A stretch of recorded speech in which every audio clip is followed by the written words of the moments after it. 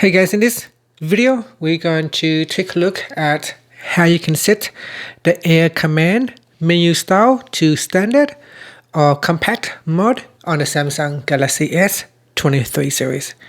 First, tap on the home button to go back to the home screen. And from the home screen, swipe down at the top to open up quick settings. Then in here, tap on the settings icon. Next, we scroll down and then tap on Advanced Features. Next, tap on S Pen.